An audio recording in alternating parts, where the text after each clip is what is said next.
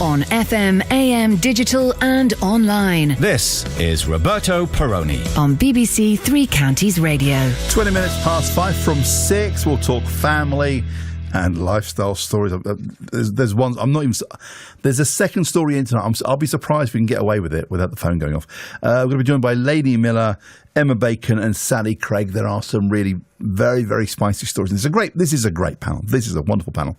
They'll be a lot of fun. They'll be live in the studio after 6 this evening. You can follow me on Twitter at @TalkRoberto. You can find me on Facebook at Roberto Perrone Show. And we need to go back to the conversation about gaming. It's a really good story, this. Fascinating story. We have been discussing gaming today, and we asked you whether you think gaming can become a serious addiction. A gaming addiction is to be listed as a mental health condition for the very first time by the World Health Organization.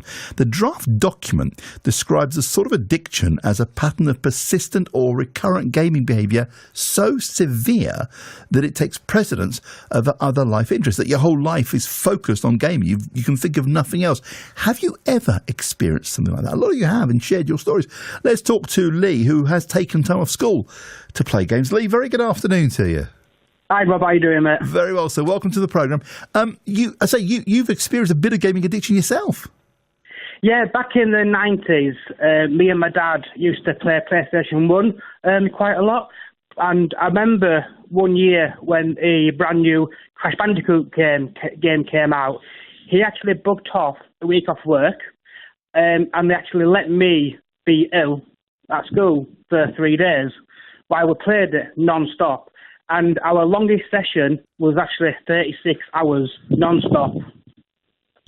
How do you play for 36 hours non-stop?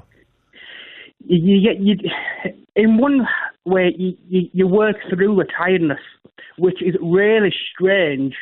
But when you got pizza there, you got bottles of pop, you got Pro Plus, you stay awake. But we didn't want to finish it, for God's sake, until we finished it. And it took 36 hours. But we completed the game. After a couple of hours sleep, we started all over again. Wow. Look, I understand that if there's a brand new game, and I remember Crash Bandicoot, but and these days the games are huge. I mean, they're bigger than a Hollywood blockbuster. But I can understand why if you buy a game, you want to see it through to the end. You don't want to stop. I get it. But you kind of, do you lose track of time? Hello, Lee? Can you hear me, Lee? I think we've lost the line to Lee, unfortunately. But we'll talk about again. A lot of comments on this.